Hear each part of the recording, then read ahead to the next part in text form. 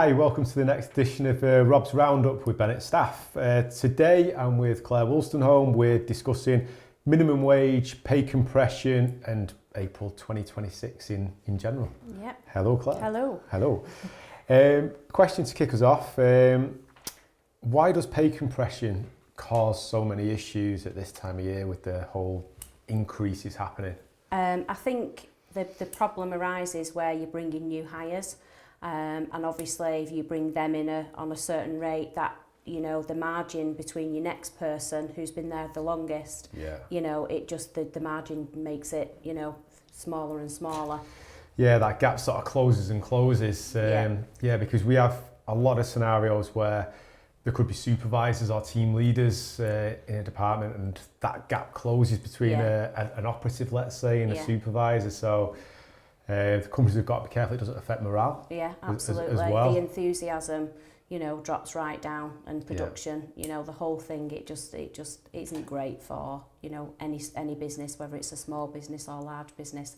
Everybody needs to, you know, get their, you know, facts in order. Preparation, right, don't they? Yeah, absolutely. So what could we recommend to businesses to help sort of mitigate that risk? Because that's obviously going to be a large amount of pain for a lot of companies, not just dealing with the increase, they've got the back end of the potential issues with the current staff and one thing or another. I would advise to get a proper pay structure in place now.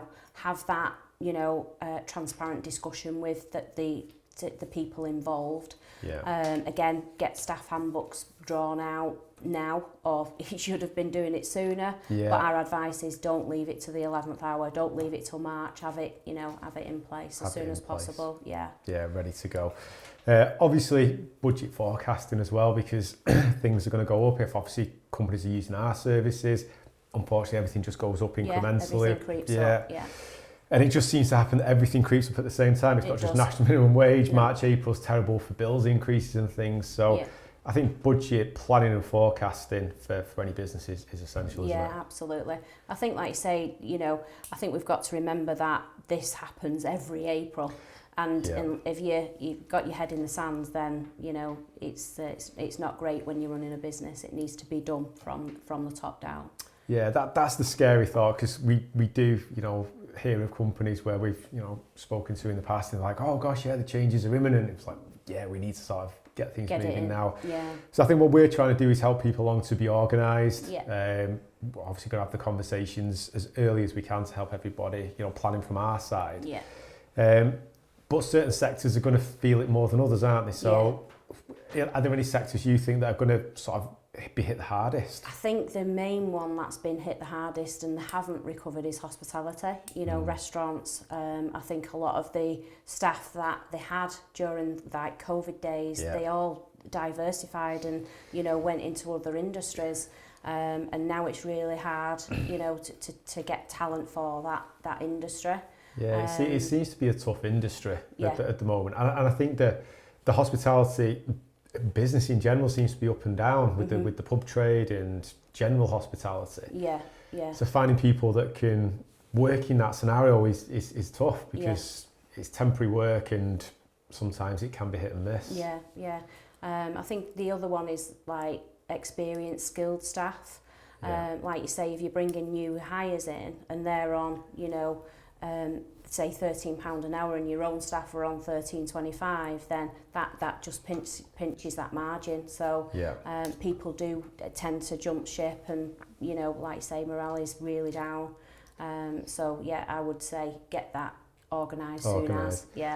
Because the other side of it is really valid point, where obviously people will move. So obviously this is not just necessarily good news, because on the face of it, you look at minimum wage, you're thinking that the lower earners will potentially earn that little bit more, better quality of living, but it'll push people sometimes the opposite way to look for new work at a better rate as well. And benefits as well. If you've, you know, the holidays, if you know, if you're giving good benefits like, you know, staff car park, 25 days holiday plus stats, and all these extras like gym membership, etc. All these things all count to, you know, getting, you know, your staff on board and Definitely. being happy, you know, Yeah. because there's nothing, you want a happy ship, you don't want one bad apple, you know, that, No, you know, very that true. pulls the other way.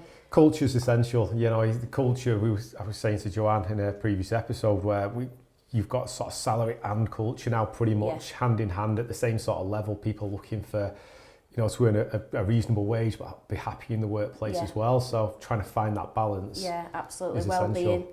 you know, everybody wants to, you know, be out in the fresh air, etc. So, you know, tweaking the hours slightly, you know, on a Friday if that's possible, you know. Yeah. Just these small things all amount to a member of staff being happy. Yeah, I completely agree with you there. Planning ahead as well, so obviously open communication for us is one thing that we pride ourselves on, so we'll have the conversations with not just the companies we're dealing with, the workers as well, so they'll be notified if obviously their, you know, package is changing with us as well. Obviously in the industry, I imagine that's essential, isn't it? Having that sort of open communication with your clients. Absolutely. You know, we're not just a phone call away. You know, we can visit you. You know, we can email the clients, and if we haven't got the answers, we can find them. Yeah. But we are transparent with the temporary workers. So like when it is an increase come April, their rate will be adjusted accordingly, and they'll be emailed and spoken to as well. Yeah, I think that's the best and the only way to do it.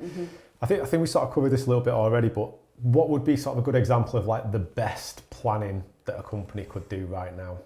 I would say, you know, the processes, have that conversation as soon as possible. If you haven't got HR, get some HR advice.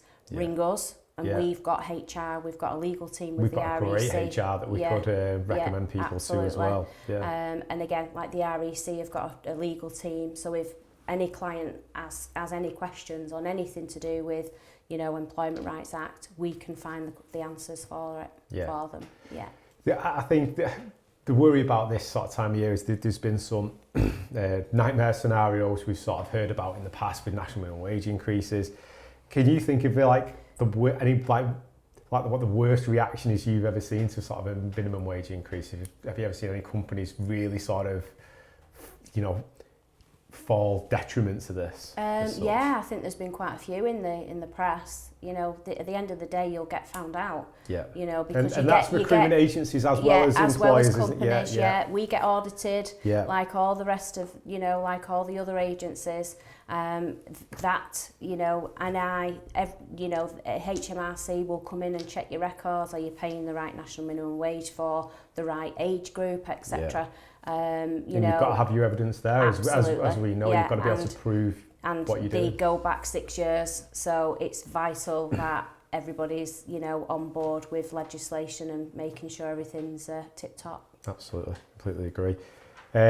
So this season for employers, because obviously use a football analogy, it's very much relegation or promotion. You've got to make sure that you're pushing yourselves as an employer, as a recruitment agency, up the table to basically make sure you are compliant and you don't want to fall foul of any sort of fees or any government sort of sanctions or anything like that. Because it goes against you on every level, doesn't it? It goes against your name, and there's a lot of companies there who are running a very good business and they're very, very busy doing what they do, and they're doing what they do extremely well. And this isn't necessarily top priority because they've come in and the machine's broken down or something's happened in the office. Production has to keep going, doesn't it? Absolutely. But I think we encourage everybody to spend some time and just make sure that, like I say, all the ducks are in a row, and obviously everything's accounted for before everything happens. Brilliant. Those basically you plan now certainly stay competitive later, and that I think goes for their business and the people that they're taking on as well. Yeah, absolutely. Brilliant. Absolutely great. Thank you very much. Thank you. This has been Rob's Roundup with Bennett Staff and Claire Woolstenholme. Look forward to the next episode.